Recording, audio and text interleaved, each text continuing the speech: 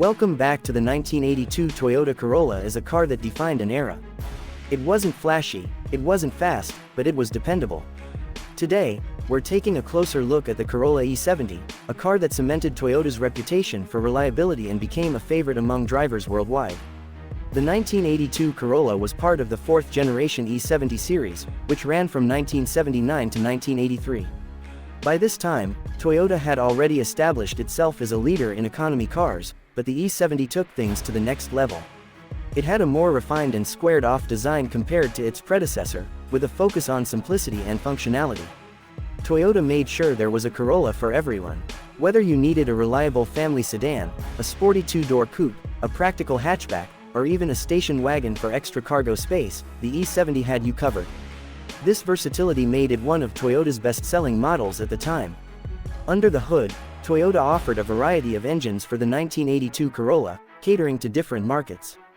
Depending on the region, you could get anything from a small 1.3L 4K engine, perfect for fuel efficiency, to the more powerful 1.8L 3T, which gave the car a little extra punch. Most models were carbureted, which meant they were easy to work on and repair. The transmissions ranged from a 4-speed or 5-speed manual to a 3-speed automatic. While the automatic was convenient, the manual gearbox gave drivers more control and made the most of the Corolla's modest power. Fuel economy was another selling point. The Corolla could achieve around 30 to 35 miles per gallon, making it an excellent choice for budget-conscious drivers. Whether you were commuting to work or taking a road trip, the Corolla made sure you spent more time on the road and less time at the gas station. It was a car designed for practicality above all else, and that practicality extended to its driving experience. Driving a 1982 Corolla is like stepping into a time capsule. The interior is simple but functional. No touchscreens, no unnecessary features, just a straightforward dashboard with everything you need. You get an analog speedometer, a fuel gauge, and a few warning lights. And that's it. The ride is surprisingly comfortable, thanks to its soft suspension. It's not a sports car, but it handles well for what it is. The steering is light, and the car feels nimble in city traffic. At highway speeds, it's stable, though the engine can get a bit noisy. But back in the 80s, that was just part of the charm. And let's not forget the classic cassette player or AM/FM radio. This was the soundtrack to road trips before streaming services took over. Simpler times, indeed. So why do people still love the 1982 Corolla? Because it just wouldn't quit. This car was built to last, and it proved it over and over again.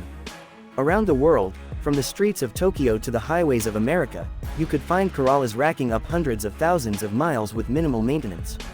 Taxi drivers in Asia and South America ran these cars into the ground, and they still kept going. Farmers used them as workhorses, students used them as their first cars, and collectors today restore them as a piece of history. Some people take these humble economy cars and turn them into rally machines, drift cars, or retro daily drivers. The possibilities are endless. If you're looking for a classic car that's affordable, reliable, and easy to maintain, the 1982 Corolla is a solid choice.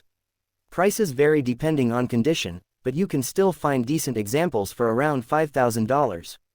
A well-preserved or restored model can go up to $15,000 or more.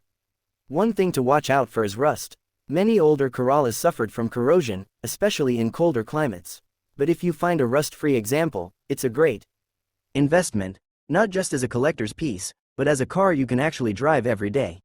The 1982 Toyota Corolla wasn't designed to turn heads or win races. It was built for the everyday driver, and it did its job better than almost any car of its time. And that's why it remains a legend in automotive history. Show the Corolla parked at sunset, with a nostalgic instrumental playing. Thanks for watching Auto Classic. If you enjoyed this deep dive into the 1982 Corolla, don't forget to like, subscribe, and hit that bell for more classic car content. What's your favorite Corolla generation? Let us know in the comments.